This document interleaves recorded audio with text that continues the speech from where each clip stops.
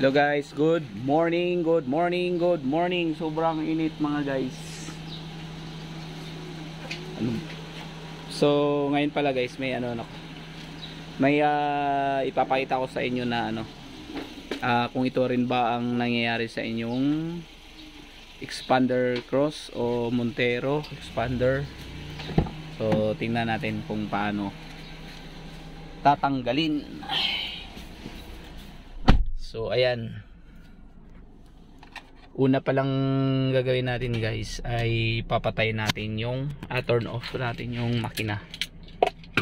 So yung pala natin guys, dashboard ng expander cross ay parehas na ng Montero Sport 2022, pati yung mga dito pindutan. So kaya tinawag nila itong mini Montero, anak ng Montero. So ito, so kung may naranasan din ba kayong ganito sa inyong expander, so ayan, pag pinapaandar ko po yung natin,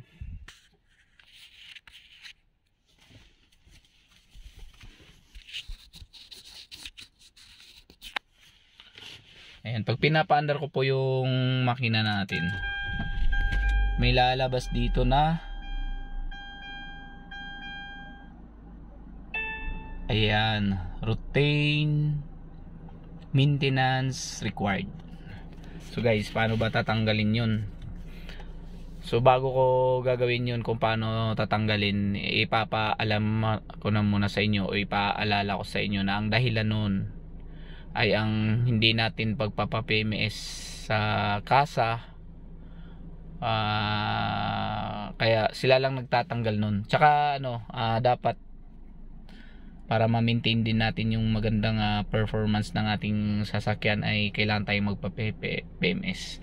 So hindi ko naman sinasabi kung required ba talaga sa kasa mag-PMS, pero sa akin ang ginagawa ko ay hindi ako sa kasa, lalo na medyo malayo ako doon, at saka ang schedule ko ay mahigpit, kaya kung sana lang ang may mga magandang so comment below kung gusto nyong malaman kung saan ako nagpa-PMS na maganda, sulit.